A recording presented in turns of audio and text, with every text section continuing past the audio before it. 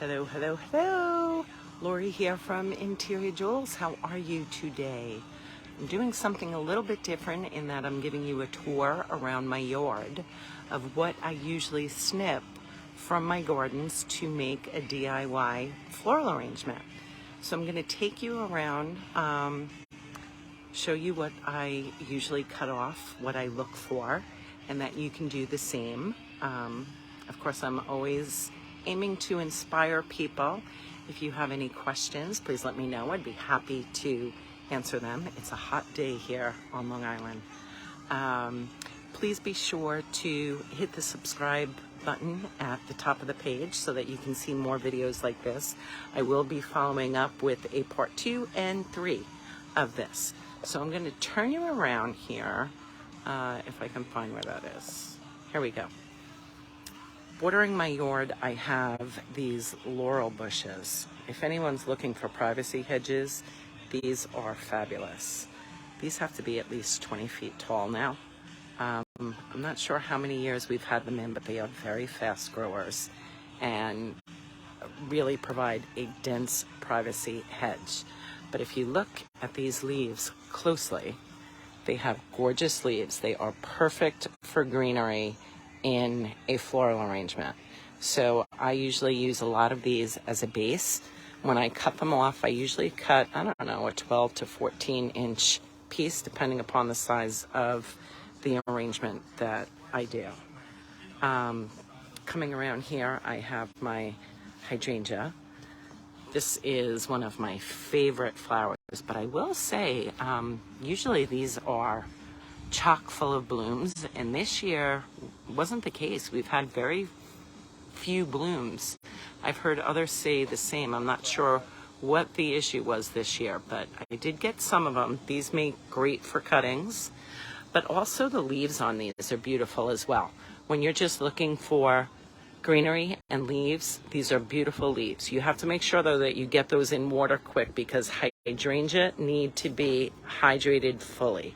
They wilt almost immediately. So those are my hydrangea. I also, up here in pots, I have my hibiscus. These are gorgeous. I have these in 3 colors this year. These are in pots. These do not make for cut flowers though. They won't last in a cut arrangement, but aren't they beautiful? I also have a yellow one over here. I mean, look at how gorgeous. I just love them. Very tropical. More hydrangea. Here I have a low garden where I have hosta. I have a lot of different variety of hosta. These are great leaves to use in an arrangement as well. Here I have what is called sedum. I'll show you this up close. These are almost like a succulent. They have very thick leaves, but I love the shape and the color of them. They're very sturdy too and very hardy. They work perfect in cut arrangements. So if you have any of those are perfect. Remember, when you're adding greenery to an arrangement, you want a variety of not only color, but texture and size. That's what adds interest to your arrangements. Over here on this side of the property, I have my Rose of Sharon. These are also not for cut arrangements, but they certainly look pretty when they are in bloom, although they do make a mess. Over here, I have a tree that is just covered in ivy. I absolutely love ivy. I'm not sure. There's so many different varieties of ivy. I don't know the variety of it, but they have beautiful.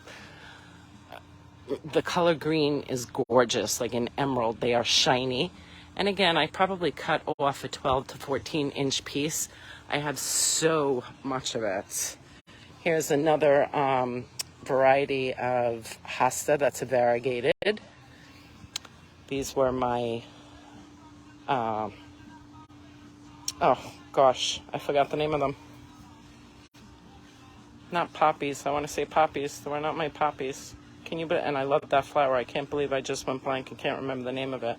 Here's another variety of hosta. These are very large leaves. Sometimes you could do a very contemporary looking arrangement and just do 2 big leaves of this. in a really like contemporary container. Very cool. Here I have more laurel. And again, these just make for a great base in an arrangement. I have quite a few ornamental grasses, and because of the way that grasses grow and they just naturally bend over, it gives a very graceful line to an arrangement, so don't be afraid to cut stalks of those off. I have another great, I just keep going blank, another great hosta there. More grasses. I can't not mention that this garden is dedicated to the memory of my son. That's very special. I have a beautiful hanging begonia here. The leaves on this are gorgeous.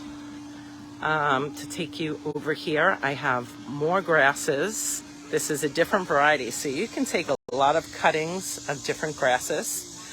I had coneflower here a couple of weeks ago. I made an arrangement and I had cut all of these as soon as they bloomed. They were gorgeous in an arrangement. They're about done now, so they're not good for cutting now, but something to keep in mind. That's a perennial. They keep spreading every year. My rudbeckia, that keeps spreading as well. That is a perennial as well. And you can see all the different grasses I have. I also have huge pine trees here. I cut through the year. Even in the winter, I will make arrangements using cuttings from my pine trees. I have holly bushes in the back as well, so they make great winter arrangements. Don't be afraid to cut things from your own yard. You will be surprised at what you find. Here's another gorgeous hibiscus I have. The color of this is just so pretty, and it's huge. But that just gives you a little idea. I'm also going to show you my vegetable garden back here. I can't really take credit for that. My husband is actually the one that does it. This year we did tomatoes, cucumbers, zucchini, green beans, and I think that's it. We have tons of tomatoes on here. He picked the first one today that turned red, but we have a lot on there. There's one in there that's turning red again. We had a nice harvest of green beans. The only thing that didn't do well this year was the zucchini. I'm not quite sure why. He's still learning how to do this. Something else I have planted here is pachysandra. This is great for planting in the shade. We had a hard time growing grass over here because of the shade. This took quite a few years to fill in, but now it's nice and filled in. But this is a great cutting as well to put in arrangements. It's got a great shape to it. The leaves are pretty, a beautiful green. So remember, when you're putting an arrangement together, take cuttings of different plants, different greeneries, so that it adds interest